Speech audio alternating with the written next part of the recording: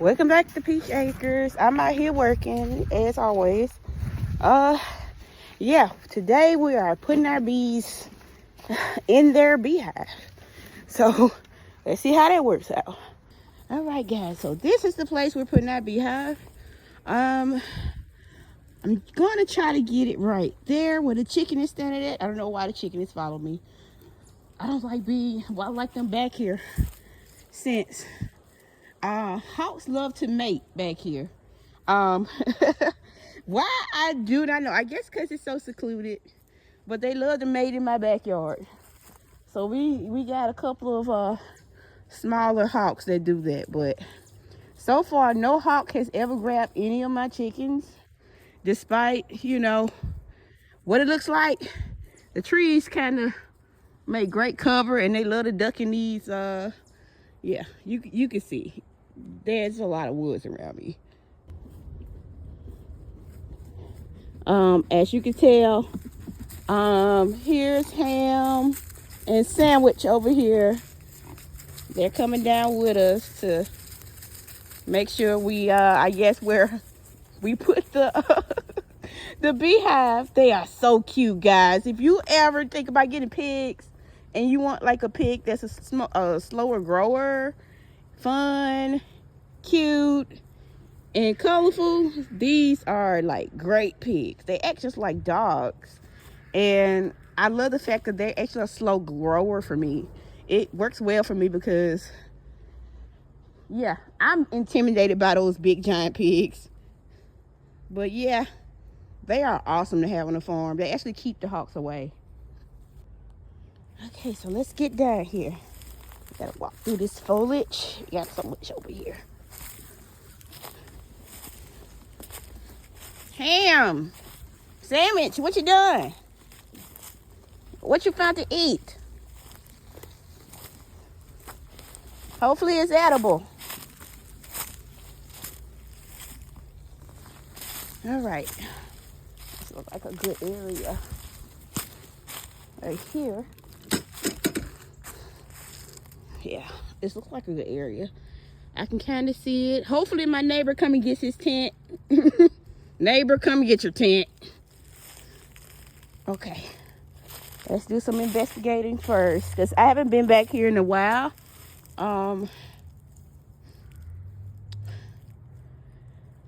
Ever since my neighbor started trying to hunt some deer, I don't think I've been back here that often to see what's going on. What you eating? Okay, I think this is corn. My neighbor had threw some corn, and looks like the corn might be corn growing. Not 100% though, but it looks like corn. He's got a couple of traps. Why does he have traps over here? Oh yeah, I think he was trying to get a raccoon. I don't think it worked. Yeah, I don't think it worked. But as you can see, this used to be a creek. Sometimes water still comes through here. Yeah, sometimes water still comes through here. As you can see, we got some moss growing on here. Used to be a huge creek over here. That one that actually stayed, flowing, but Bessemer decided to block up the pond that's up top of this mountain here. There's lakes everywhere around here, and because they block it off, we don't get access to all that water. But when we have a heavy rain, the water comes back alive, it comes back flowing, and it becomes a creek. The creek doesn't get that big though. If you've been following me since last year, you would see some of our old pictures of how it was when we first got here. There wasn't like a trail that you can tell with moss, but now we have moss right here. So that tells me that we have an active creek. And hopefully, yeah, we're going to avoid that when we put our bees here. But we're not going to put our bees right there because I was told a long time ago this creek actually expanded to all the way up here. I don't know if it will do it again. I'm not sure. I'm hoping to buy some rocks and put in this area right here to maybe keep it from doing that or have some type of control over it. I still have to call the NRCs to come out and evaluate our land and see what type of grants we can get to actually improve it. All of this foliage and trash you see out here, a lot of this stuff is already out here. They basically used this place for a dump once upon a time. And there was a dump up top of here. But unfortunately, they closed it. And now they have a natural dump over here. I don't know what you call those type of dumps where you take your trees and stuff. But it's one over there somewhere. But it's not a trash dump. So I'm hoping after I check my my soil that my soil is not contaminated. But either way, we're going to put raised garden beds back here. So hopefully that's going to help because we have erosion issues and yeah, we have to put some kind of control in for that. So yeah. This is my first time talking on here this long, guys. So, yeah, I'm getting used to talking on YouTube. I don't usually talk much. I'm usually always working and fixing stuff. And I end up too busy to even talk most of the time. Plus, I sweat a lot, just FYI. Y'all be like, oh my God, why she sweat? Because I sweat profusely. That's just my genetics. I just sweat a lot. Ham and sandwich is out here. Yeah, they're taking advantage. For them, I'm hoping to make a whole pen on this area for them where they can come out and where they have an actual permanent home. And then I'm hoping to have a rotational thing back here where I can let them out. And this part up here would be kind of closed off. Maybe put in a fence where they can just stay back here and just eat. Fertilize the land and be pigs. So we're also having turkeys put in. If you've been following us since last year, we had turkeys last year. And our turkeys were actually sold to a breeder because he really loved our turkeys. And what are you doing, Bertha? Bertha, what you want? Huh? No, that's Friend. That's not Bertha. If you ever see a chicken with its comb like to the side like this, I promise you that's Friend. This is Friend. You hardly ever see Friend because she's always back here eating. My chickens are half free roam, half stay in the coop. It's kind of a balance for me. I don't like having my chickens out 24/7. But we have way more chickens to put out here, especially the erminettes. We're starting our erminette breeding program. It's probably going to take a while before we actually have some to sell. But yeah, hopefully our little oasis will be an awesome area for people to come and learn about chickens. A community forum where people can honestly come and go get some vegetables. People in the community can, just enjoy themselves and understand that sustainability doesn't stop with just vegetables.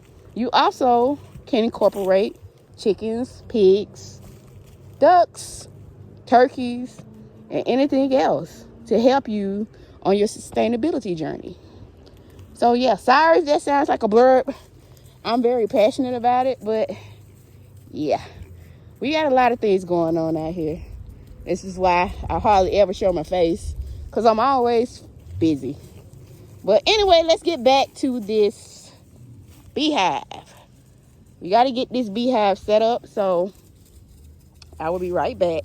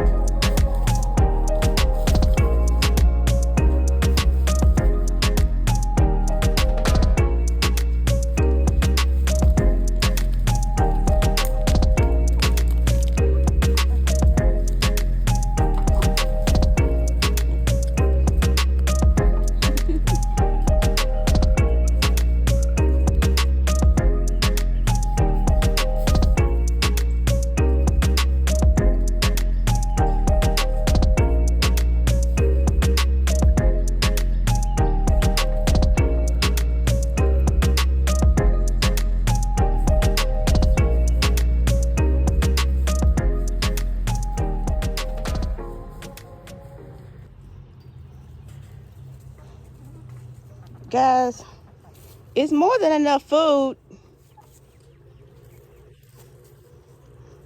Meanwhile, Escape is out here eating outside the pen. What are you eating?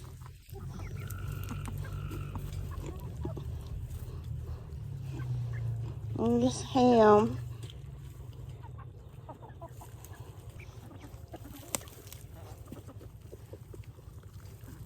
Yeah, we have plenty out here for the pigs to eat. No need for goats. Just keep eating. Are y'all really gonna eat that? So I get asked all the time, believe it or not, Steph, what is the difference between a Kunekune pig and a regular pig?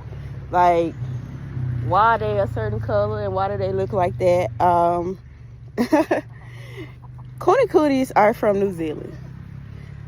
They are a pasture pig. They are made to eat apples from orchards, low-lying grass.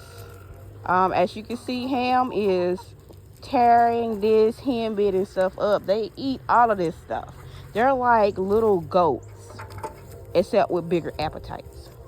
Now, they won't eat bushes, but they will eat all of this stuff. And when I put this pen here, there was all this stuff all in the pen. Yeah, look at this. One good thing about them though, they don't root as bad. So the difference between a regular pig and a Kunekune, I guess regular pigs do eat stuff like this, but they take it to a whole nother level. Like, they literally will sit here for hours eating this. They eat all of this. This is just a huge buffet to them. I can tell you an example. Look like this. I had this pen on top of some grass, and I'm moving this pen around until I can finish their pen. Yeah, they literally like destroyed all that grass or weeds. Within, I would say, a couple of hours. I'm not sure how fast a goat can do it, but they give a goat a run for their money. The only thing they don't eat hedges. At least these haven't tried. But Kunekune are basically a pig that are meant for orchards and land like this. They love vegetables. They eat mostly vegetables than they do anything else. Now, I've seen some people give their pigs meat. These do not do well on meat. I would never give these meat. These are basically vegetarian pigs. But these are happy and healthy. All they do is sit and eat all the time. They eat everything. Like, if it's on the ground, it's going to be ate. That includes nuts, berries, fruit, and they do actually root, but because of how short their snout is, it's not as bad as a regular pig. So you might get like topsoil type of movement stuff, kind of like a cheap teal. It does the job, you know. It's enough for me to actually put some seeds here and plant something, but it doesn't really hurt the land that much, and that's like a big deal for me. I don't want to hurt my topsoil already more than it's already been, you know, dealt with. So yes, I was going to put them in here. Yeah, I haven't figured out how to use my shocker, and to be honest, these are so well trained. I don't know if I want to use a shocker. Like, I feel like a shocker is so extra. Like, we have predators, mostly dogs, but most of the dogs around here are scared of pigs.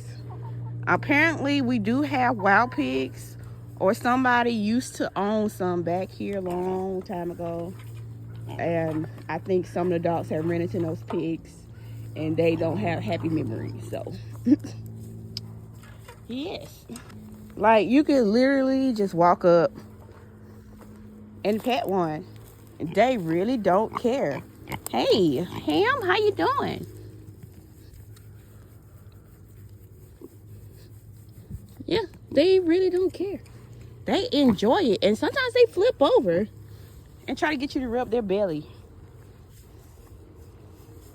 But they are, to me, they're big enough for me. I heard the yield from them isn't as much as a bigger pig, but I also heard that the meat is the best meat out of all the pigs. I guess it depends on the person. Don't take my word for it. But we are not going to butcher these. These are actually our starter pigs. And now their children, we will be hand picking certain ones to butcher and actually sell to some of our community and give away. Yes.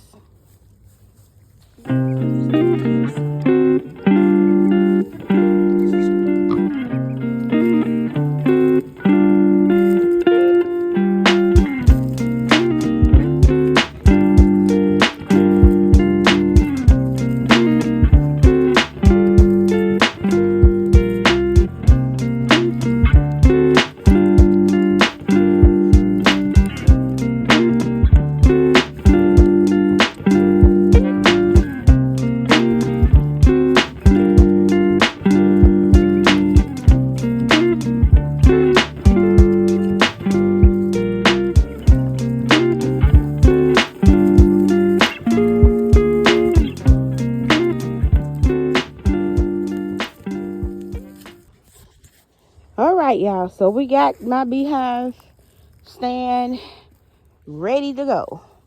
So anybody who's thinking about getting bees or wanting to get bees, you have to have a stand for your beehive. Meaning your beehive has to sit on something. It cannot sit on the ground. Why? Because there's predators. One, raccoons. Raccoons love beehive larvae.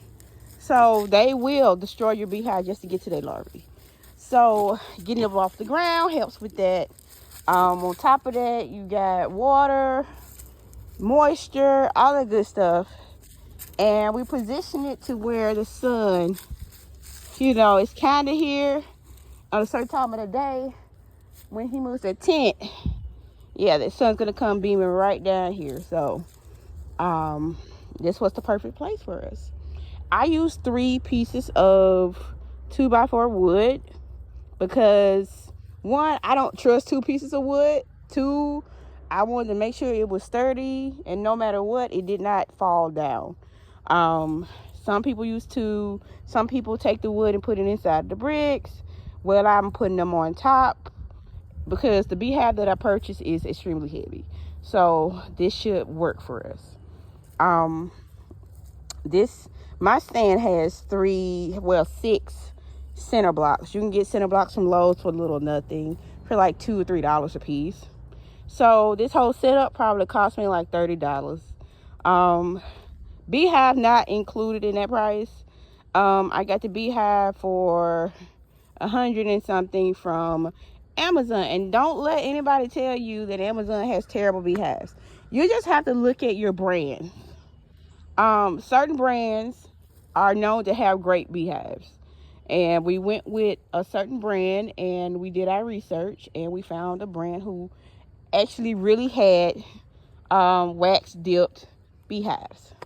So next is putting the beehive here, and then we're ready to put that suit on and get them back here because the sun is setting now and it should be a good time to put them out.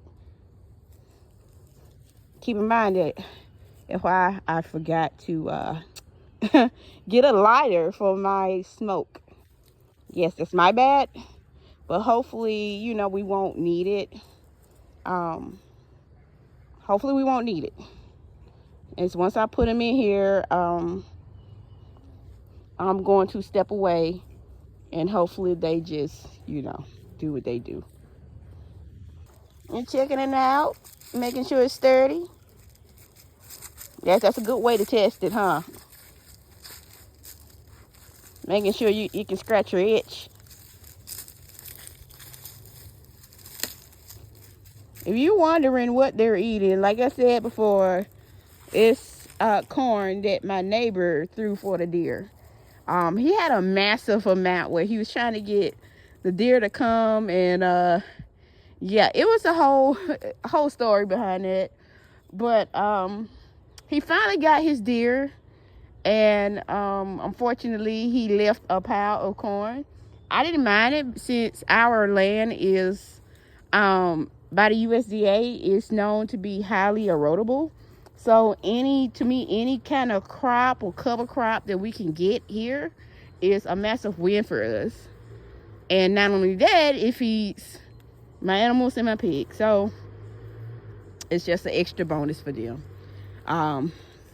They're over there digging it up. Plus, we still do have deer. We have several bucks in our area. The amount of deer is ridiculous over here. We also are near a natural wildlife reserve.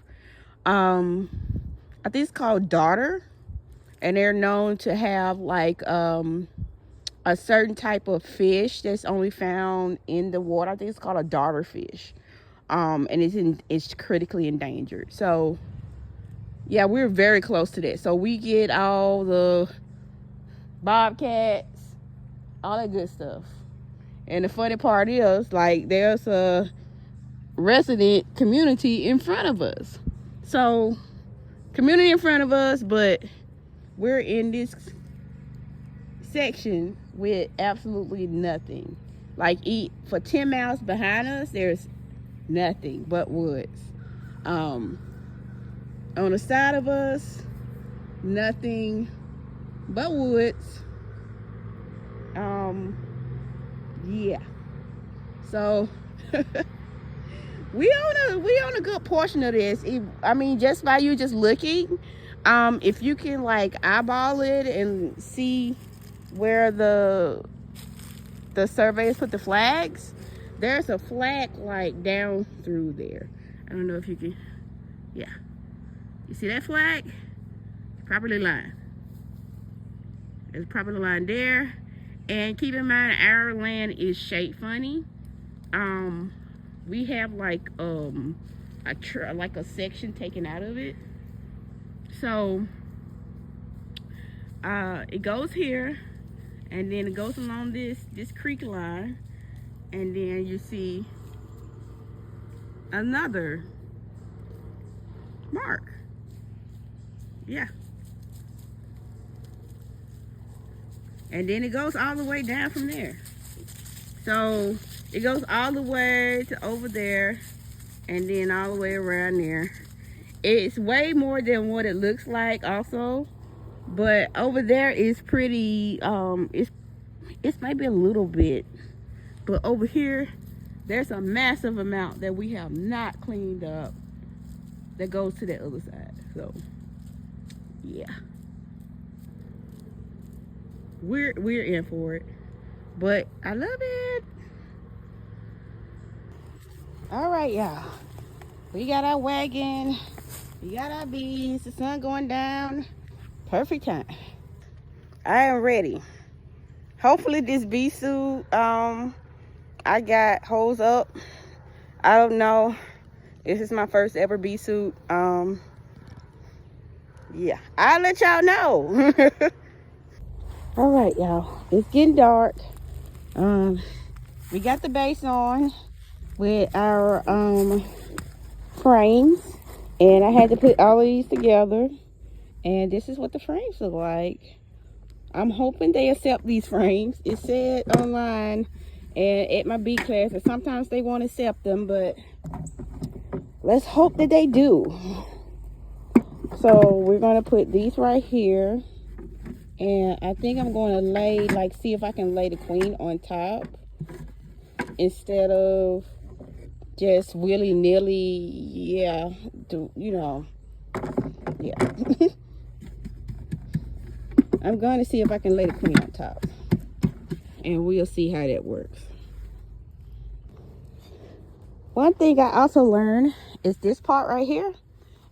when you first get like your package, you don't have a lot of bees. And so other bees can come and basically rob your bees.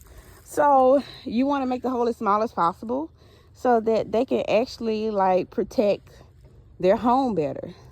So smaller hole, not the big hole. Ain't that right, Ham? Oh, that's not Ham. Oh, that is Ham. Oh, yeah. So we're gonna put this here. Like that. Shake, shake. Shake, shake. Shake, shake. Shake it. Hey, shake it. Ooh, shake it. Ooh, shake. Shake, shake. They getting it. Shake, shake. Gotta get that itch. Gotta get that itch. Shake, shake. Shake, shake. Gotta get that itch. My booty itch. Hey. Okay, he done.